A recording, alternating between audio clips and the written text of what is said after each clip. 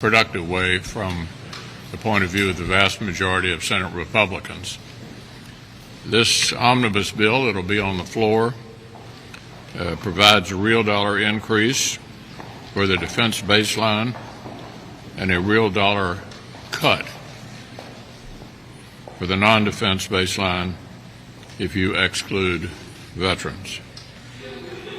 That is absolutely critical in breaking the pattern we've had in the past when we've ended up in one of these situations where every time Republicans tried to get an increase in defense, we would in effect have to pay a ransom to the Democrats on the domestic side, wholly aside from the needs of the country. So let's step back and say, what are the real needs of the country right now? They're in the defense part of our expenditures, making sure the Defense Department can deal with the major threats coming from Russia and China,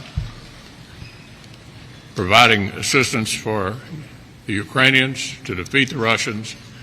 That's the number one priority for the United States right now, according to most Republicans. That's sort of how we see the challenges confronting the country at the moment.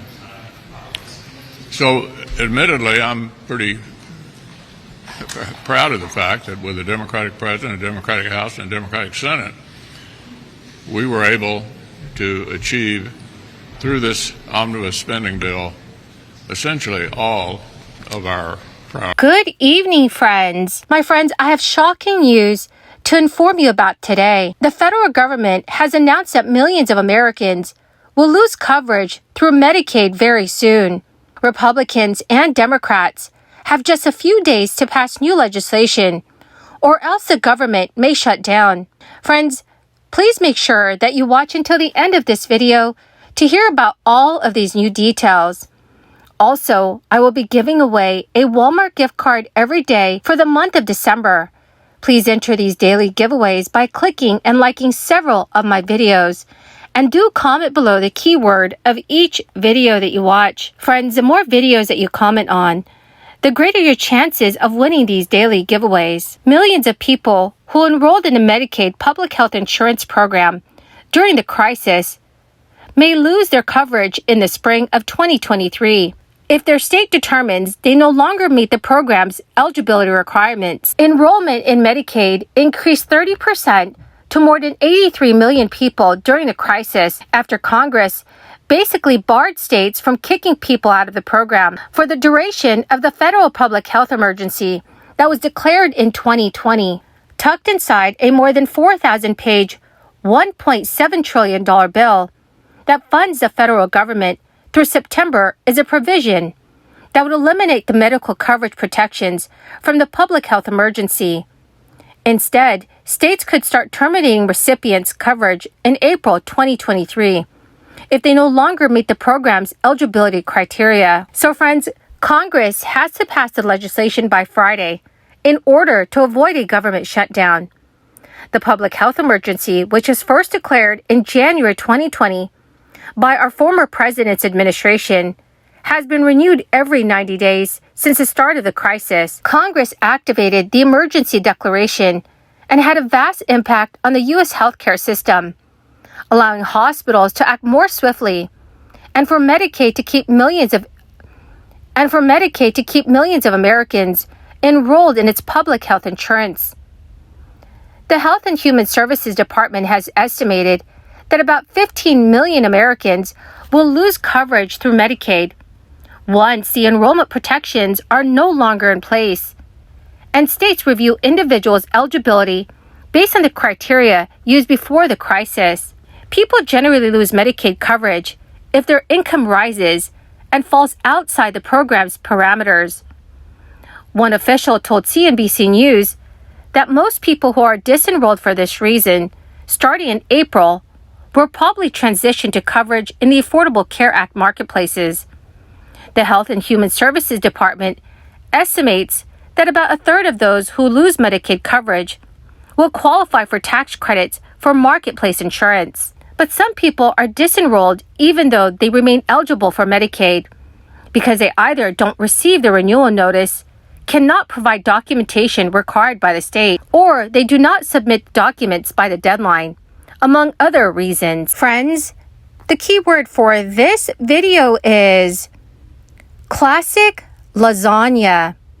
If you would like to enter the next Walmart gift card giveaway, please make sure that you click and like several of my videos and then comment below this keyword, which is classic lasagna, and additional keywords of any video of mine that you watch. And do make sure, friends, that you're also subscribed to my channel.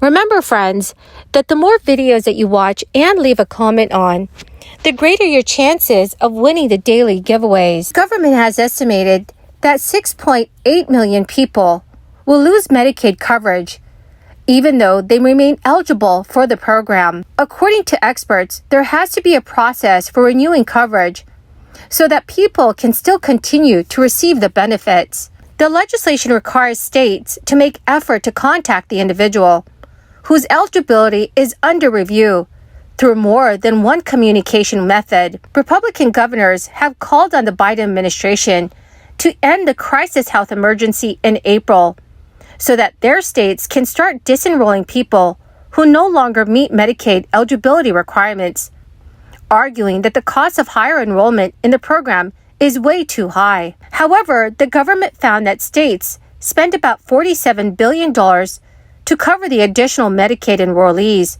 through September 2022, while they received $100 billion of federal funds. So, dear friends, what are your thoughts on all of these changes?